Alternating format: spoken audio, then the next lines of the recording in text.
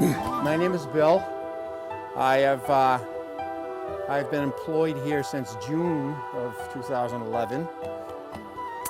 I recently worked for the tree company that is responsible for searching out the signs of the Asian longhorn beetle in the Worcester area. So I spent about 3 months with them. But I did learn a number of things about the beetle and the effects it would have on the trees of that area. If you haven't been into the Worcester area, or if you're familiar with it and you have seen the change over the last 3 or 4 years, it is just an incredible difference where you had streets that were just lined with shade trees, mostly Norway maples, which we would classify here as an invasive species because it is a European tree.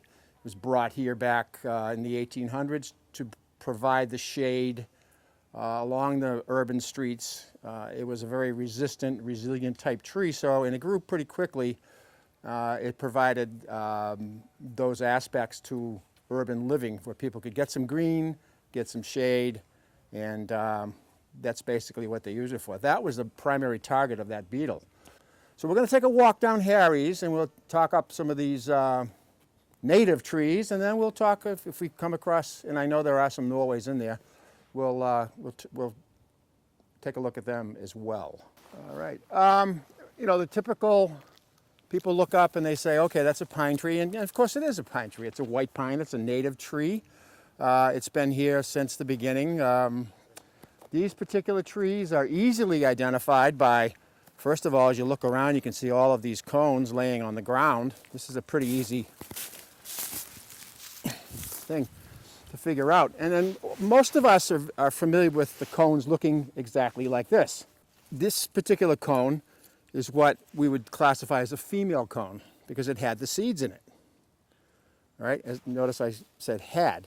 The seeds found up underneath these, we call these scales. The seeds are found up underneath these scales. When the cones are all closed up, when they first start to develop, the seeds are inside and they're basically germinating.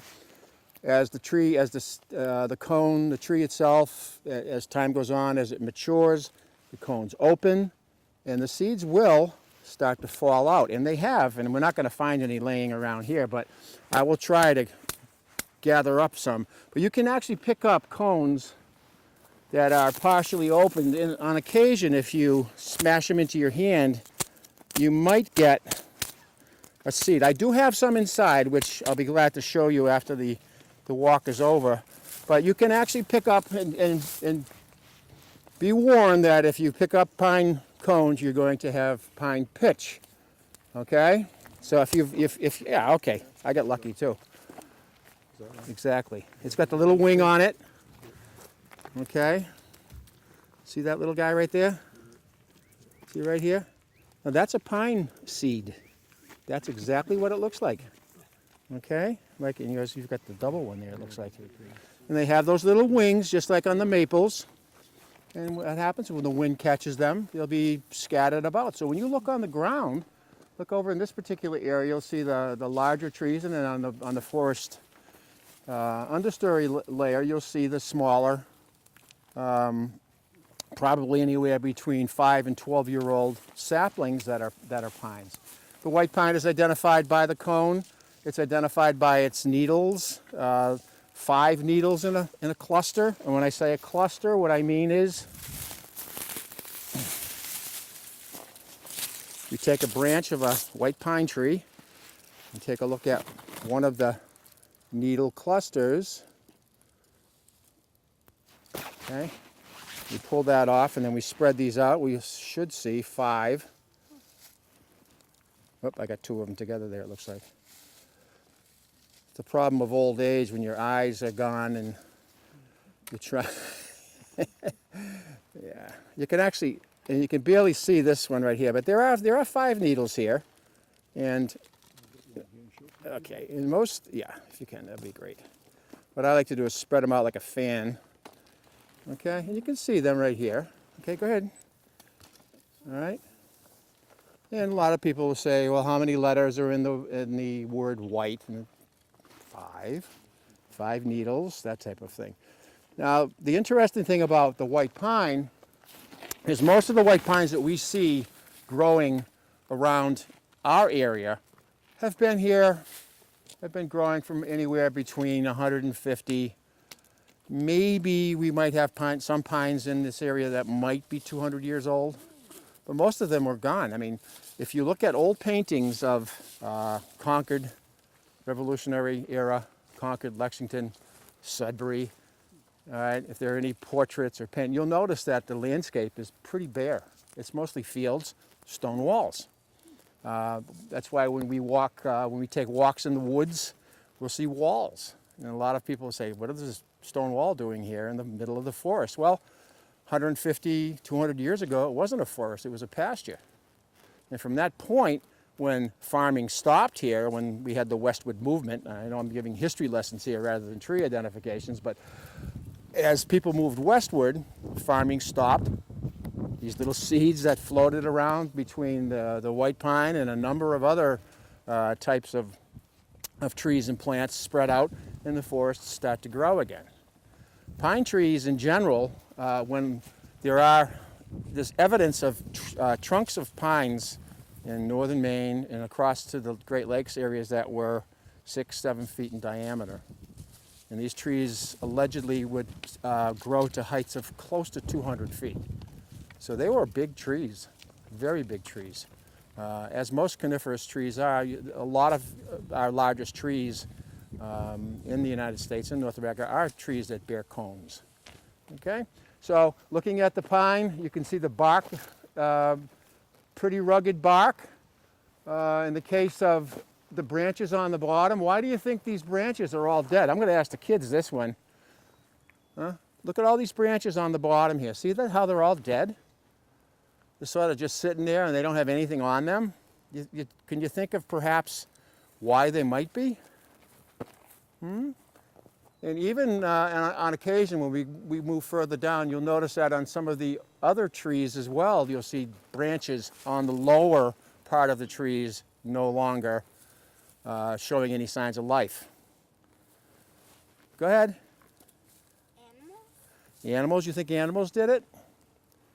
Well, animals are certainly going to take advantage of it when they first start dying, because they're going to get in there and chew down all the goodies that are in there underneath the bark. Okay, we're going to come back to that in a few minutes, all right? So you keep that in mind, all right? The animals and the dead limbs on the bottom, okay? Let's move down.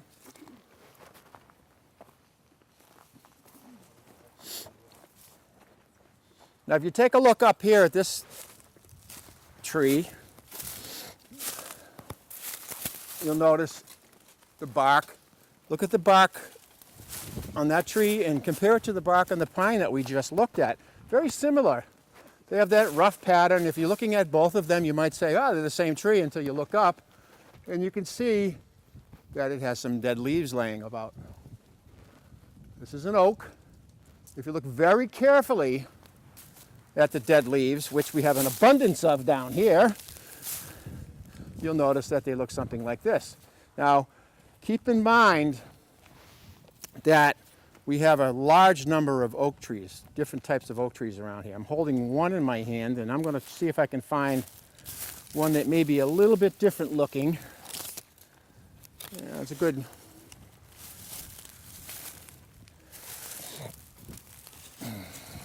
Yeah, this might be a little bit right here. Yeah, that's a good one too. Excellent. Thank you, sir. We've got a variety of shapes. Okay. If you look at this one, it's a little bit different. I'm going to put my pine down. And this one, very different than, say, this one. Has these very deep lobes in here. So it's a different kind of an oak. All right, we have an oak tree around here called a pin oak, and it generally has a characteristic that looks very much like that. This is probably the red oak. The reason I say probably is because we do have an oak tree called the black oak. The red oak is much more dominant, but the black oak has very, I mean, it's so similar, it takes some scrutiny to figure out which one is the black oak, which one is the red oak on occasion, especially by the leaves. The black oak has a tendency to have glossier coating on the top of the leaves than the red oak does, but they both produce acorns. Red oak acorns are a little bit bigger than the black oaks. But when you look at the trunk and you can say, wow, that's really hard to tell which one is which here. And then you look up, and the really good thing about oaks, again, like I mentioned inside, is you might happen to get hit in the head by an acorn falling from the tree. But if you look up, a lot of oaks will hold on to their dead leaves, okay, right through the winter. And if you look at some of the smaller ones growing along underneath, especially over in here, you'll see, and there are other trees that do the same thing. A beech will do it as well. There are several trees that lose their leaves totally, and they're a little bit more difficult to identify than the oaks. But the oaks will have these dead leaves up here, and these things will get pushed out when the new growth starts. Okay, and they'll fall to the ground in the springtime, and that's why we all sometimes have an opportunity to go out and rake leaves in April too, because they've fallen from the tree, the ones that hung on all winter. This would be, I'd say this is a typical red oak. Though not what we're normally used to. I think perhaps when we think about the acorns, we think about these things that are about 3/4 of an inch in diameter and about an inch long, and do hurt when they fall and hit you in the head. But these are kind of small. These are probably from the red. They don't appear to be any white oaks here right now, and I'll point one of those out to you when we come across one. That's another type of tree that we have that's a pretty dominant. Oh, we're moving right down. We'll see a white oak right down here. A lot of plants will go through what we call a 2-year cycle. Yeah, you'd have, in general, pines generally do that 2-year cycle. And what I failed to mention to you earlier about the white pine, when I held up that cone, I said it was a female cone because that's where the seed was located, in the female cone. The pine trees do have a male cone, and they're located at the lower branches. And in the springtime, you're going to see little greenish yellowish clusters along the bottom branches of the generally the more mature white pines. They kind of look like little Rice Krispies on the tree, and they are loaded with pollen.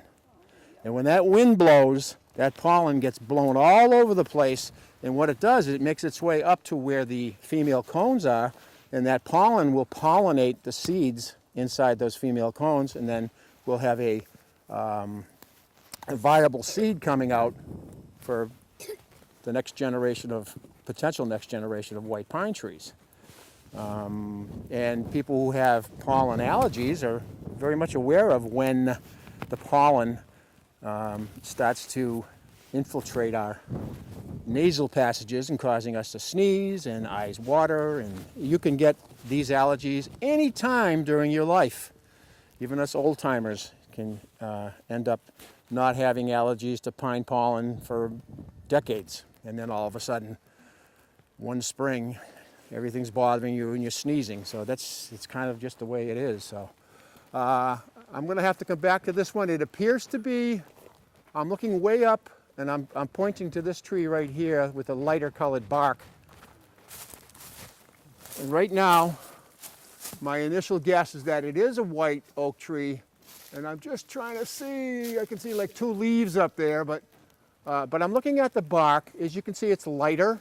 And if you go further up, you can see on some of the larger branches, it's a little bit scalier. In other words, some of the bark will actually come off quite easily, very different from the way the red oaks are. Okay, this one right next to it is a cherry. We have a number of different kinds of cherry trees. Cherries and birches will display these, you see these little, what we call lenticles in here, and these splits in the bark. Cherry trees will also get that rough shagbark type of appearance. If you look up on the cherry tree itself, you can see these little, they look like little cones out there. What are those? Those are called catkins. That's where we have the seeds of this tree. The birch trees will have catkins. The cherries will have these little cones, and they'll distribute seeds throughout everywhere. And of course, what do you think? If every seed from every tree grew into another tree, how many trees did we have? How much wood did a woodchuck chuck? Yeah, it would be amazing, wouldn't it? We would have so many trees, we wouldn't have any room for us, wouldn't we? Yeah, it'd be very difficult. So the seeds, just But like we have plenty of oxygen. we probably would have plenty of oxygen, right? But probably no room to move around to use it up, though. Most of the seeds get eaten. Some of them are not fertile, so they don't grow. A number of them get destroyed, or they just don't fall in a productive area where they can grow and germinate. Okay, now as we move further down here, we've got another pine right here. Certainly not a white pine.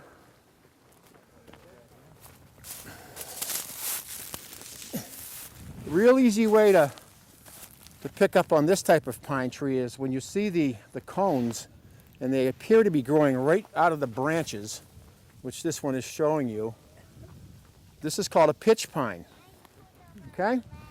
And pretty easy to spot by the scale of the bark itself. Take a look at this tree. It's in trouble. Do you see any needles growing on it up top? No. So this particular pine has been laid to rest, as we say. And take a look at the trunk of the tree itself. You can see the little holes over there. What do you think made those holes? Huh, guys, what do you think? Maybe. Maybe the beetles made the holes and the beetles are in there, and maybe something went after the beetles. And what do you think might want to go after the beetles? But, yeah, somebody that makes a lot of noise sometimes. Right? Woodpeckers, sure. Absolutely. And as you can see, as you go further up, you can see more and more and more holes. You'll look at the branches. You'll see some of the branches have been pretty much torn apart. When bugs, insects, wood-boring insects get in there, lay their eggs, the larvae, little caterpillars, if you will grow inside the wood. And the predatory birds and a number of other things will come along and try to get into them and chow down. But this is a dead pitch pine. Pitch is what we call the sap of the pine trees, and the pitch pine itself was very prevalent, very prolific in producing a substance that was used for a number of things, like plugging up little holes in canoes and boats and things like that. Okay, on we go.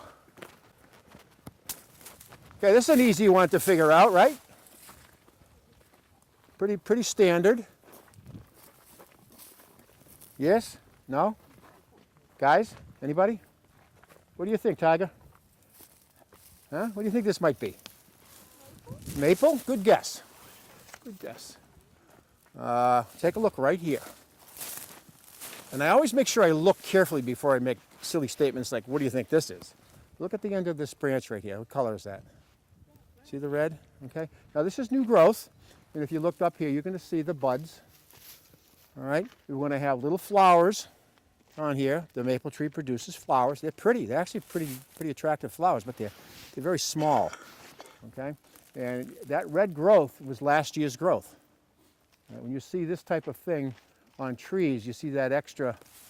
As you look at this dead one, you can see that it had a number of, there's a little piece right there, another one right here, another one right here. So one particular year, this tree grew, this branch, about that distance. Last year didn't look to be too good of a growth for most of it. But if you look at it, you can see some of the buds along the tree. I'm hoping that they're all active. This one appears to be. This will produce the little wings, not those big long ones that you can stick on your nose, kids, when you're at the schoolyard. Those are those Norway maples I was telling you about. But this is a red maple, sometimes known as a swamp maple, because it'll live in wet areas. Okay? All righty. Now if you take a look at this particular tree, notice the striations, the bark, spacing between the bark going up and down like this. All right, this is a pretty unique type configuration. A lot of trees will have this. We have a number of trees that display this, but if you look at the A lot of times, all you need to do is look at the buds. All right, and you can see the size of this bud. All right, it's a pretty good sized bud right there. Okay, so what I'm going to say is, my educated guess is that this is a type of a hickory tree, probably a shagbark or a pignut hickory. They will have these larger buds, and you'll have the areas where the new seeds, well, hopefully seeds will grow, but this tree's kind of young, probably doesn't produce seeds just yet. Not seeing any leaves under here that would go along with it, but I'm guessing, and I'm pretty sure that that's a shagbark. How would this? That would be, no, it would be a compound leaflets. It would have 5. You got the right shape, but I think we'll probably see a better sample of one. If you look at, as you go along, look at the different, these particular markings right here on the birches and on the cherry trees. They really, all our birch trees don't have the white or grayish, light gray bark on them. A lot of our birch trees are birches like this. We have a birch called a sweet birch. All right, and if we weren't here on the refuge, I would take a little snip of one. All right, then I'd take it off, and I'd take my thumbnail and I'd peel off some of that bark, and then I would go, and I would smell, wintergreen type smell. All right, and that's why they call it a sweet birch. It's got a really nice aroma to it. I have a little pine tree right here, right? A little white pine. Okay, I'm going to take a look at this thing, and I'm going to say, okay, 2, 3, 4, 5, 6, 7, 8, maybe 9. So this tree's about a year older than you. Right, did you see what I just did? I counted what? See the spacings here? When you have these young trees, these young saplings coming out, the growth is going to display in between the branches that are coming out here. So you can get a good sense of how long this particular thing has been here. You'll get some sitting like this at 8, and you'll get some other ones that might be as tall as this. That could be 8 years old. Just depends upon the particular seed. Again, it's that genetics type thing. So that's a good rule of thumb to count the spacing. When you get up into this area right here, when the trees are getting to be 15, 20 feet, now you're getting that's shaky ground, using that as an indicator. A lot of birches will have the male-female flower pots as well. In the real, What would they have if they didn't? there's monoecious and dioecious, meaning that you'd have the pollen from one tree blowing to the flowers of another tree. Sort of like the American holly. Yeah, we got those. You can get the holly can be the male holly or the female holly. All right. Yeah, there's a lot of different really unusual things that can happen like that. So.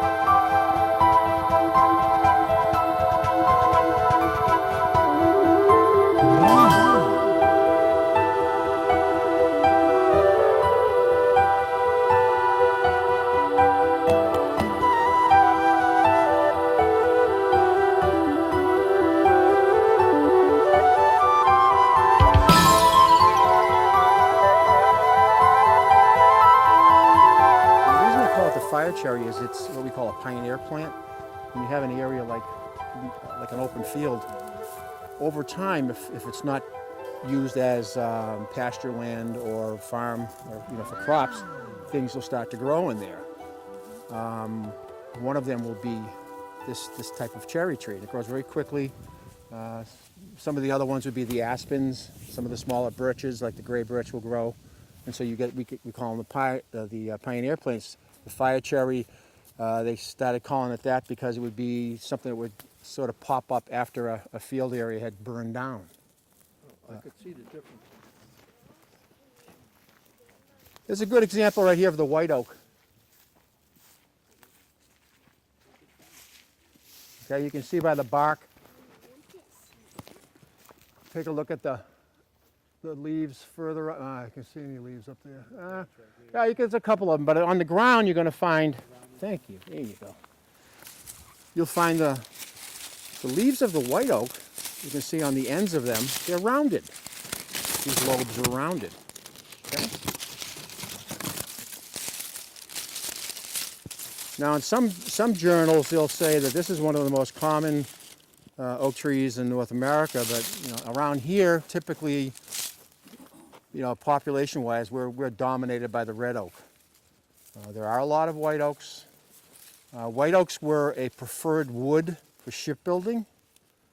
Old Ironsides, they had, I believe, live oak on part of their hull, and some of the white oak was there as well. They're tighter than the red oak is, so that it's less apt to allow water to soak into it. So it's in the heart of the split too. Yeah, exactly. And that's because of this ability for this wood to really be compacted, so that it's very difficult for that water to creep through it. And waterlogged white oak will be stronger because it keeps the water out, so it's less resistant to rot. And B, because of the density, it gives that real heavy-duty protection against the cannonballs of the enemy back in the old days.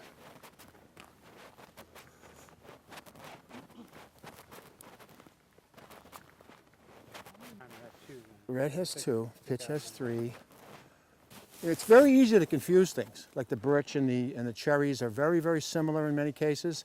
That's why in the wintertime, something like this, I'm going to say right off the bat, that's look where it's growing. It looks like, oh, gee, that's part of the pine tree.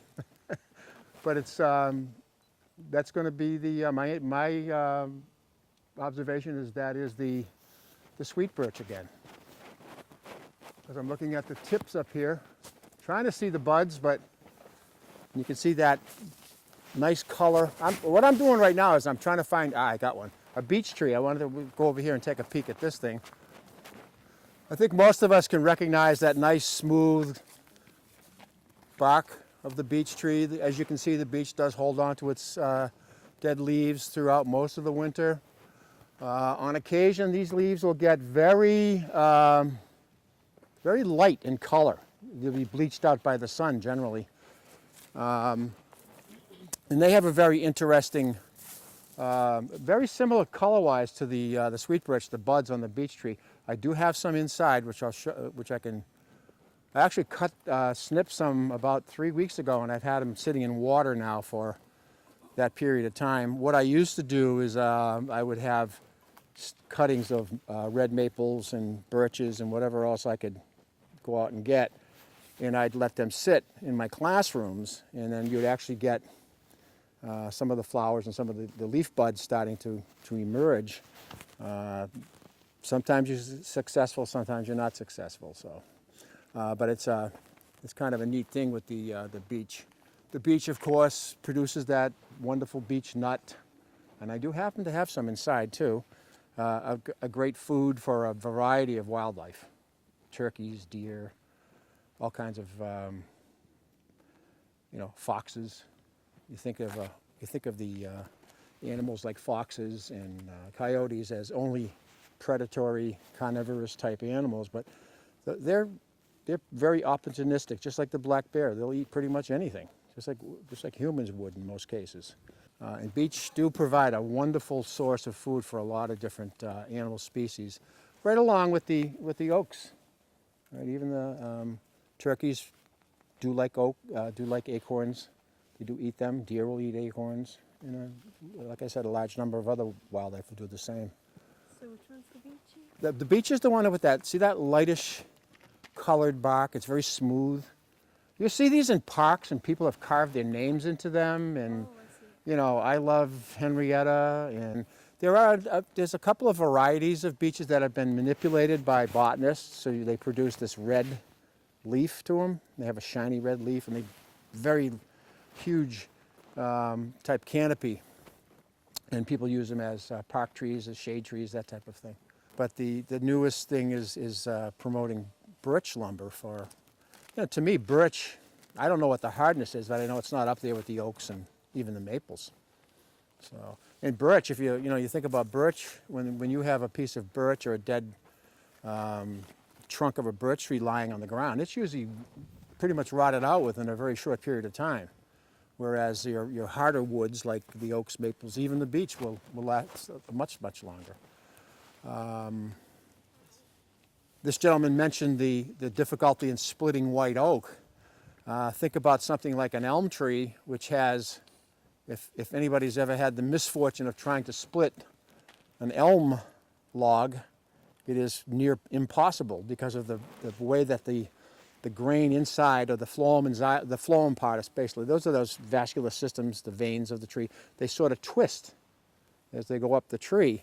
And so when someone drives an axe or a splitter through that, you've got this torque that squeezes back in on the blade itself, and it becomes sort of like the eater of axe blades or splitting mauls, because sometimes you get them in there so far you can't pull them back out again.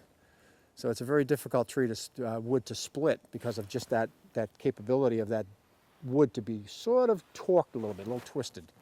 So it's kind of a neat thing. Supposedly in the... This is probably a beech leaf. It's as you can see, it's a little bit, Ridgy. it's tougher. It's got more, it just hangs on to it a little bit longer.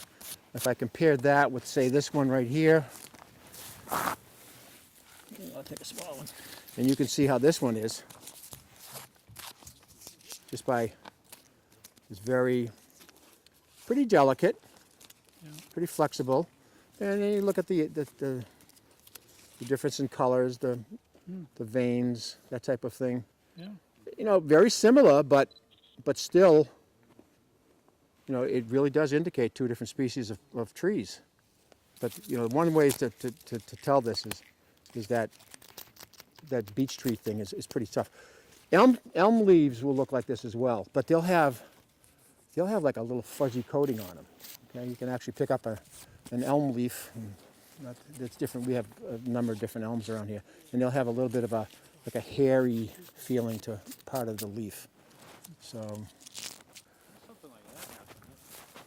Yeah, that's pretty cool, huh? You see this? It's probably what happened. Look at the scarring at the bottom of the of this branch underneath. This is something that probably happened, obviously, quite a number of years ago, when the tree was a little bit, probably still about this size right here. Okay. Keep in mind that when you have a particular branch growing at a particular height, that a branch does not grow up a tree. Okay, for those of you who don't know that, if I came over here and I put a tap in here and I came back 50 years from now, the tap would still be at the same height, because the tree itself only grows from this way and that way. Okay, it gets fatter and longer. It doesn't make itself taller. In other words, it doesn't layer itself to grow up. All right, that layer inside, right underneath the bark, is a two-cell layer. One cell makes tissue for the outside, one cell makes tissue for the inside. It's called the cambium. But I don't want to get too scientific or too technical with anybody, but when you put something in a tree, a lot of people have like bird feeders or nails or signs on a tree. That thing will stay there at that same height. The only thing that's going to change it is if we have some upwelling here or something from Godzilla coming up from underground or whatever. You never know.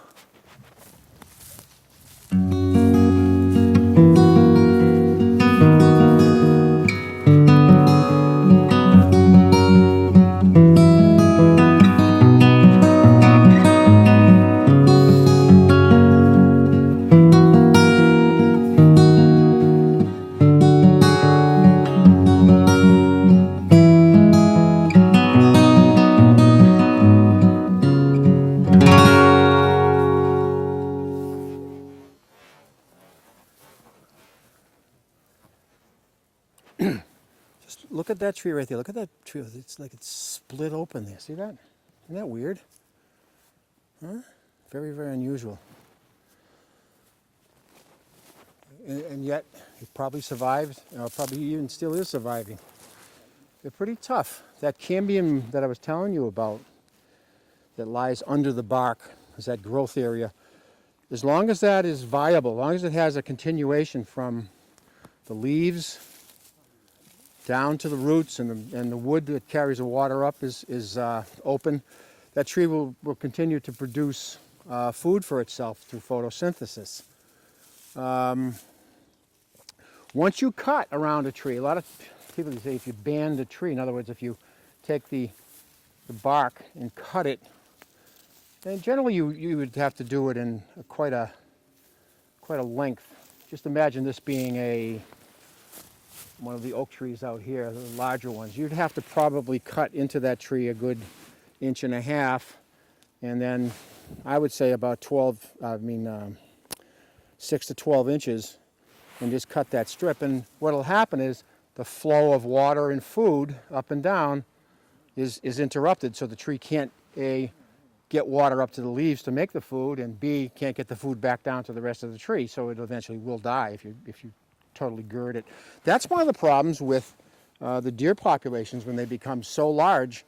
What they'll start doing is they'll start eating the bark off of some of these younger trees, and because underneath that bark is that area that I was telling you about, that is a source of nutrition. One of the things in some survival schools, not like the thing on TV where they say Survivor on the island in that nice warm climate, but when you go up into northern, really cold climes, one of the things that you're taught is that there are certain trees, aspen being one of them, which is I don't think we have any aspens around here. I haven't seen any. Probably some along the roadway. But you can actually peel down the outer bark and get to that green stuff underneath, which is the cambium, and you can actually use that as a food source. Of course, imagine sitting there scraping away at a tree with your fingernail with a little jackknife trying to keep yourself alive. It's not going to really be a tremendous help to you, but it's better than nothing, I guess.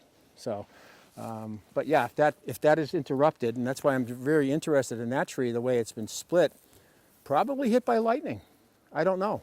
I mean, it's a good guess. We'd probably make a good story if we could spin it that way, but there are many trees that have been hit and split open like that, but continue to survive. Look up at the tops of these trees, and you pretty much see the crown of the tree. The tops of the trees are all pretty much intact. Up where I live up towards Mount Wachusett, and it was kind of ironic. I was out in my backyard yesterday gathering this and that and throwing away junk, and so I'm looking up at the tops of the trees. And where I am, every single tree in my area, there's some damage to the tops of those trees from an ice storm that we had, I think, 3 years ago? Now, down in this area, it wasn't as bad. Up where I was, it was horrible. I lost power for 9 days. I had to run my own generator for 9 days. And some towns, like maybe you heard some stories about like Fitchburg, Leominster, they lost power for like 2 weeks in some cases. But if you look along the tops of these trees, they're all broken, and there's just pieces, and there's... I don't know if you remember many years ago, some of us might remember the gypsy moth caterpillar invasion that we had back about 30 years ago, 40 years ago, and how the oak trees were absolutely, every leaf on an oak tree was gone. They just ate the oak leaves like crazy. By late August, those oak trees all rebounded and they regrew leaves. And what happened was, because they had such rapid growth, you would take an oak leaf that would normally look like this, and the new oak leaf that came out would be this thing that was very, very different looking. It was very large and rounded, okay? Because the tree, in whatever wisdom trees happen to have, the tree knew that its growth season was very, very stunted, and it had to produce a larger leaf, okay, so that it can make more food quicker and store that food so things like buds, leaf buds and seed buds would be able to have the nourishment that it needs in the following year to be able to grow. We have a tree around here called a hemlock, and for some reason the caterpillars ate the hemlock needles as well. Unfortunately, needle trees, like I said a few seconds ago, the coniferous trees, the needle trees, the white pines, the hemlocks, and so forth, they don't have that quick rebound ability because they grow their needles in cycles. Yes, as you can see by looking at the forest floor, pine trees do lose their needles, but they just don't lose them all at once. They use them over time, and new needles will grow out and replace the old ones. The hemlocks, when they were denuded by these caterpillars, they never rebounded. So there are some pretty impressive, good size hemlocks out in the forest that are just sitting there and they're dead. They've got branches coming out of them, and they've got the tree going up. And the tree is kind of funny because it starts off as this big thing, and as it goes up, it tapers. Right? So it looks like a giant spike that you might use on a vampire. But you'll see trees and things growing on the forest floor, and they will produce leaves that are very, very large. Sometimes you'll see these giant oak leaves or giant maple leaves on some of these smaller trees. And it's because they're trying to gather in as much sunlight as possible before the canopy of these other maples, oaks, and so forth, block the sunlight. Okay, because they're up there with their leaves and they're getting all the sun that they need up there.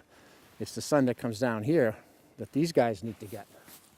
This one and this one, these maples right here, and they need to have big leaves or a lot of leaves or come out early. All right, so that they can get that sunlight down here and get the engines going on that food production. All right, I'm going to call it. Any questions, guys?